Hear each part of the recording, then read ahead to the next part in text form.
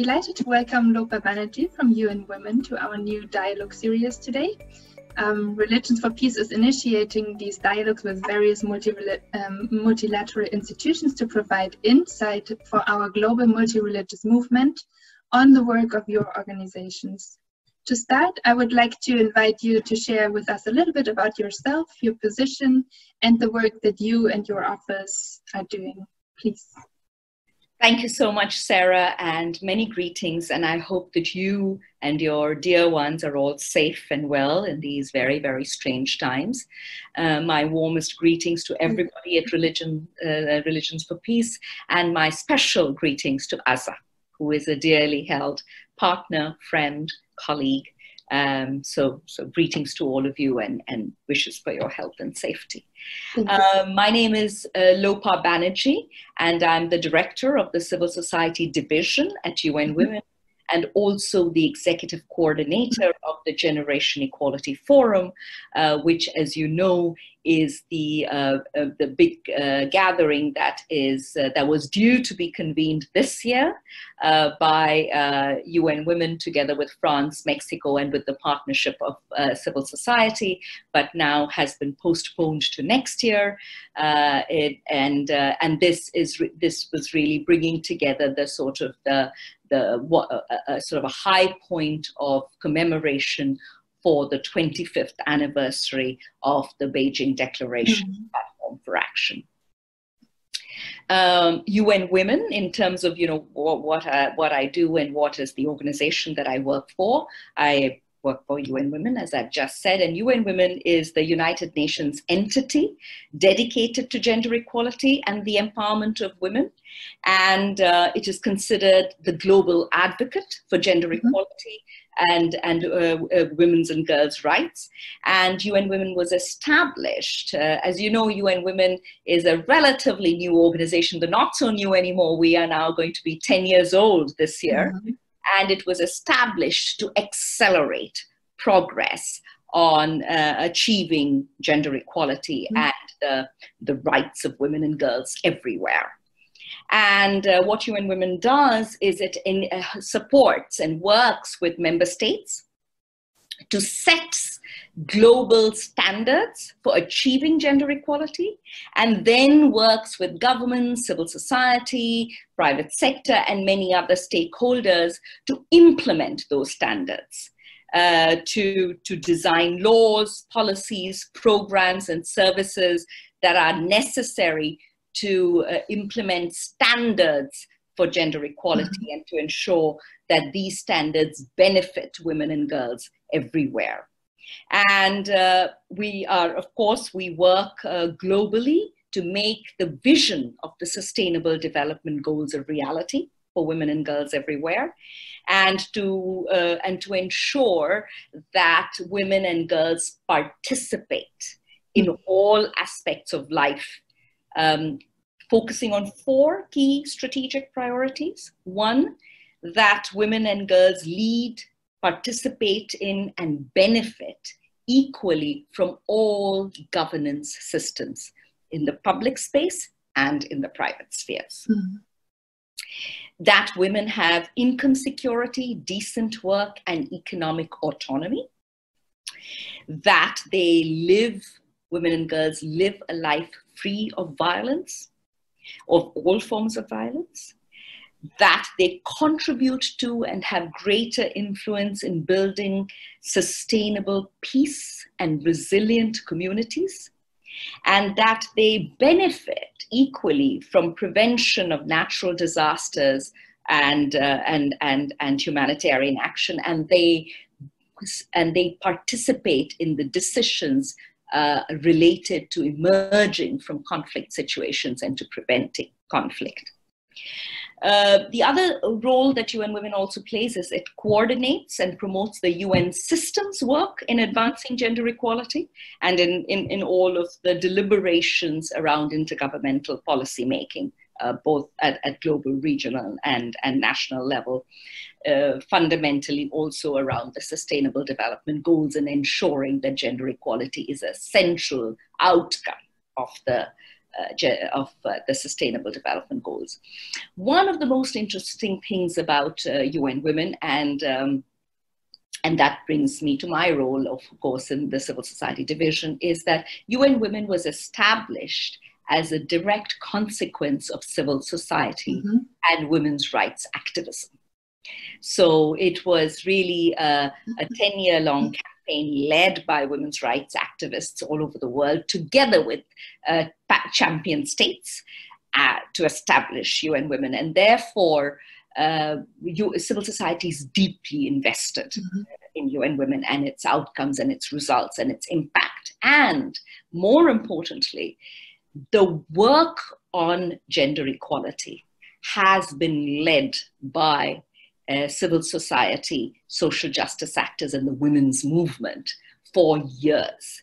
And they are at the front line. The women's movement is at the front line of delivering progress of driving progress on gender equality, working together with states and other stakeholders. And therefore, UN Women prioritizes the contribution, the leadership, the voice, and participation of civil society in all of its work.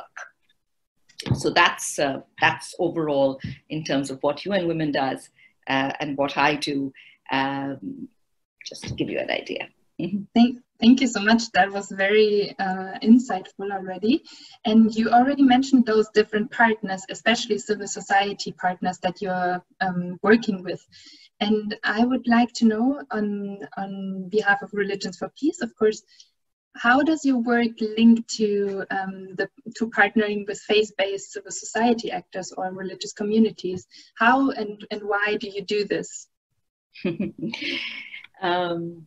You know, religious communities, religious leaders, religious communities, religious, let me say, faith-based activists are both culture creators and culture keepers. And they represent for faith,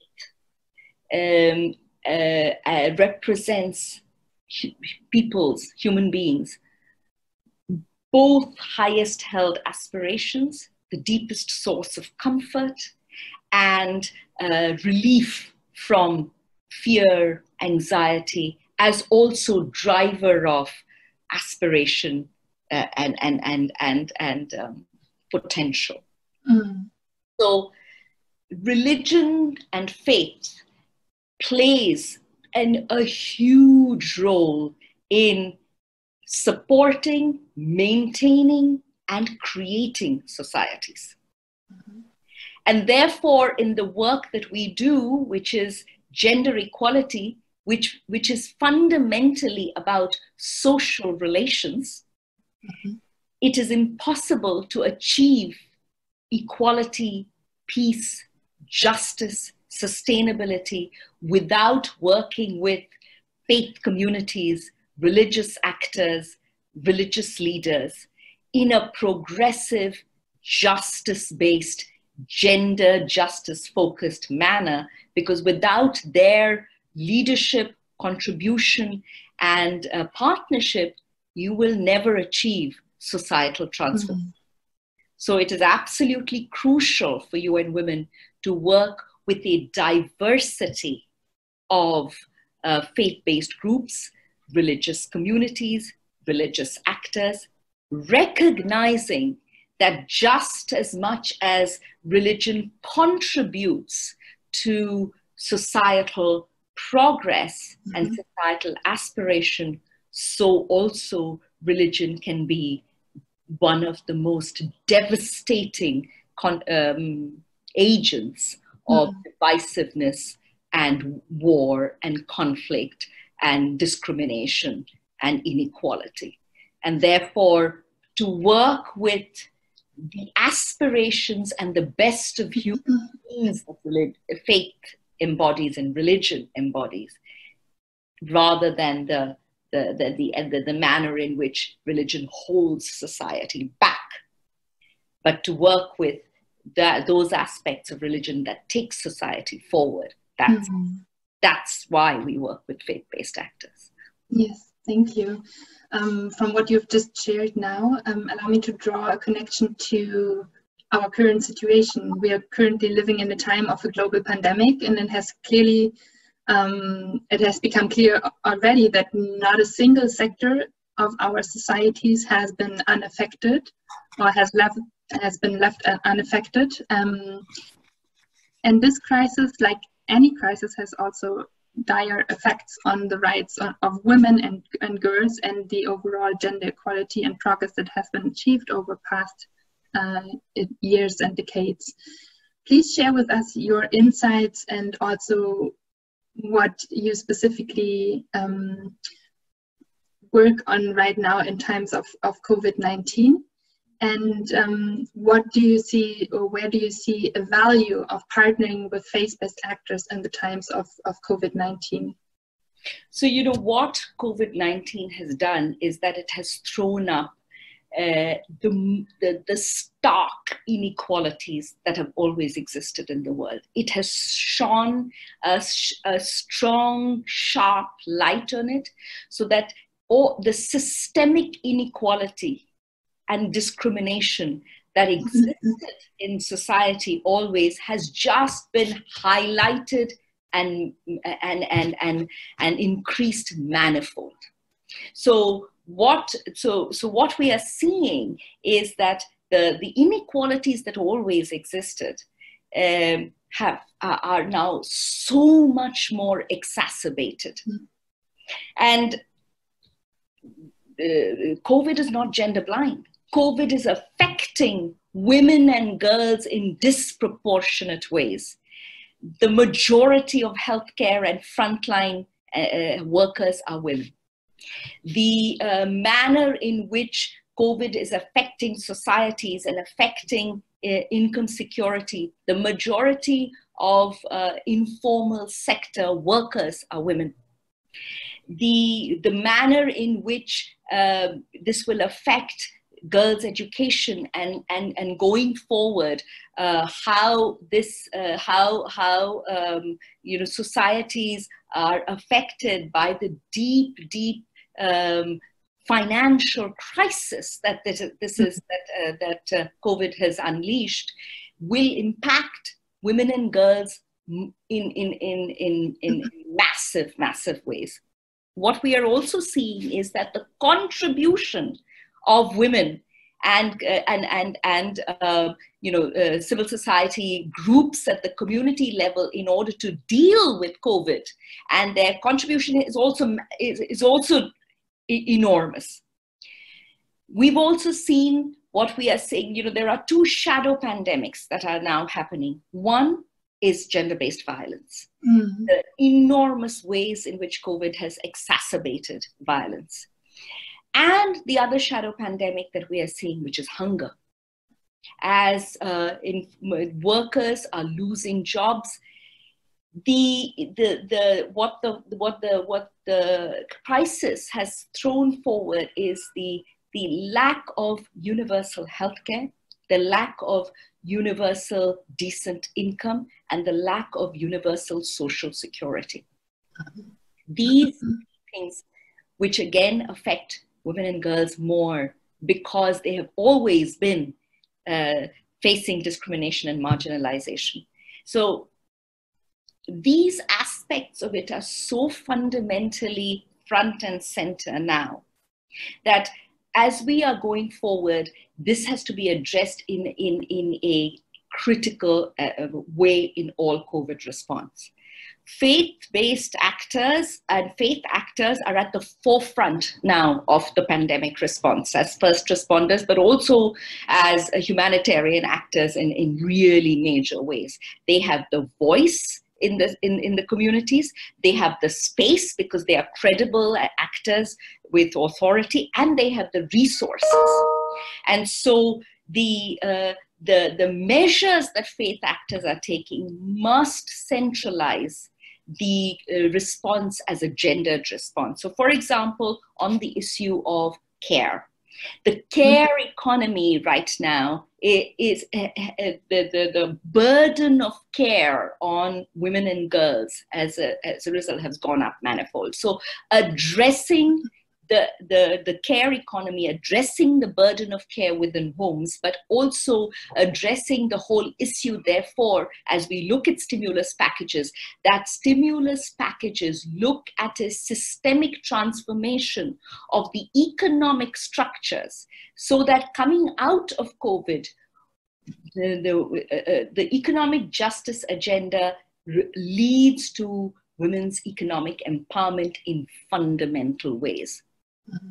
What we are also seeing is the huge technology divide that is coming up. The whole world, the manner in which communities are now and people are connecting, and the technology divide and what that will do in a post-COVID world, because the technology divide affects women and girls.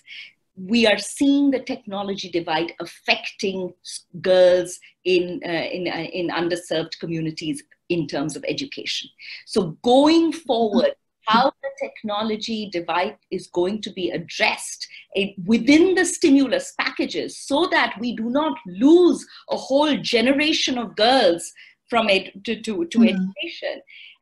This is going to be critical. So these aspects, the issue of gender-based violence, the issue of prevention and services around violence, and that they don't, in the response to COVID, all these services have been diverted to COVID response. This is deeply, deeply dangerous, and it changes so many services that were there already. We never had enough services. Mm-hmm. There was never enough prevention to begin with. Gender-based violence was an epidemic before the pandemic.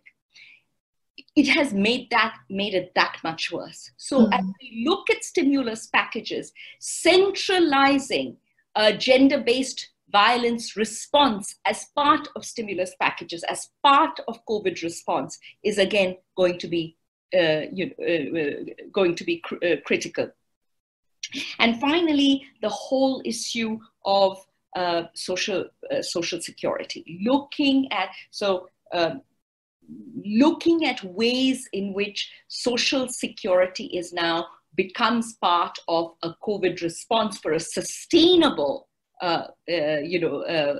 society going forward, and addressing the access to health care as part of that, all health services, sexual and reproductive health and rights services, mm-hmm. for example, to be part of the full set of services that the stimulus packages address going forward. These are some of the ways in which, as faith-based actors are working as frontline responders and in the humanitarian response, that they address these deep, deep gender-based aspects of COVID that are also about not only systemic transformation, but that are central to creating a resilient community mm-hmm. following through from COVID. Thank you so much. That was very interesting and super helpful also to listen to. We already heard from you why it is important to partner with faith-based civil society actors. And my next question is maybe a little bit more on a personal note. Also, what do you find most inspiring and maybe also sometimes frustrating to work with in your work with religious communities or faith-based civil society actors?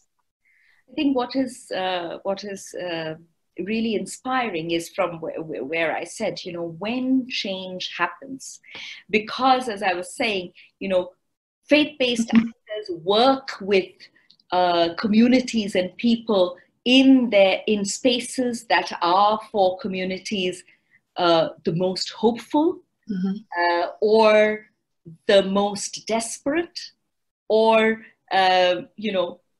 certainly in spaces that are most meaningful. So when change happens with faith community, it is inspiring because it happens in fundamental and sustainable ways. So when we see interventions where, that faith-based actors have made in terms of, for example, talking about gender justice, talking about preventing violence, talking about male responsibility in care work and in addressing violence, when they are talking in terms of, creating peaceful societies with the contribution of community members, when they talk in terms of religious harmony, when they talk in terms of social inclusion, the messaging is received with such a level of internalization that change happens rapidly in communities, simply because of the credibility and the value that faith actors bring into a community. Mm-hmm. And just as much, equally on the other side, the fact that this power that faith communities have has not been used in a manner in which faith actors actually work to transform systems and societies.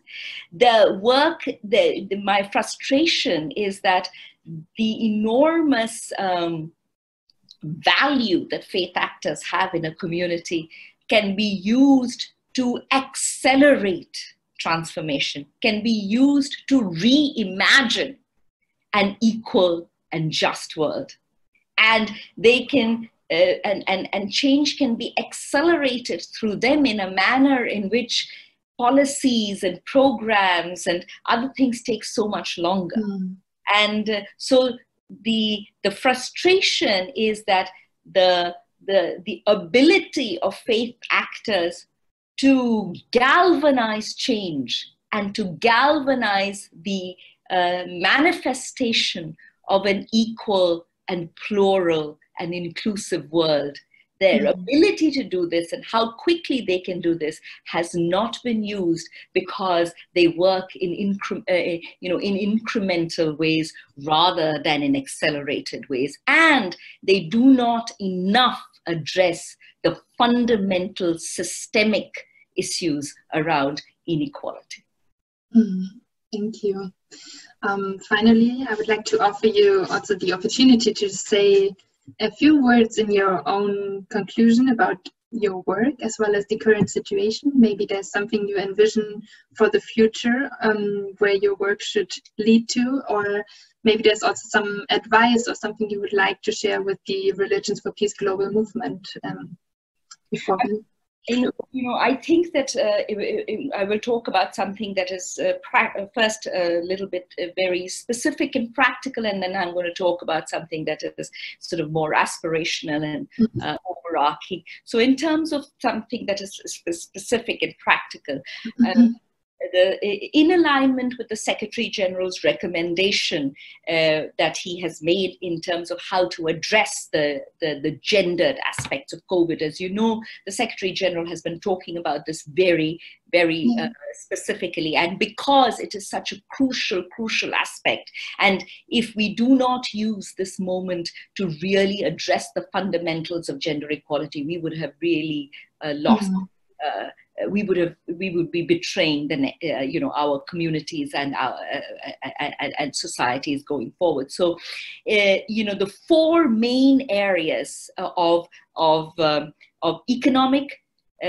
justice, health, unpaid care, and gender-based violence. These four areas, and that UN Women is supporting by putting actions that prioritize putting money in the hands of women through cash transfer programs, expanding social protections to include informal workers, and alleviating the tax burdens on women-owned businesses as one aspect, directly for faith communities to address this in the COVID response going forward. Two, to advocate for the specific attention to be paid to the needs and protection of female healthcare workers.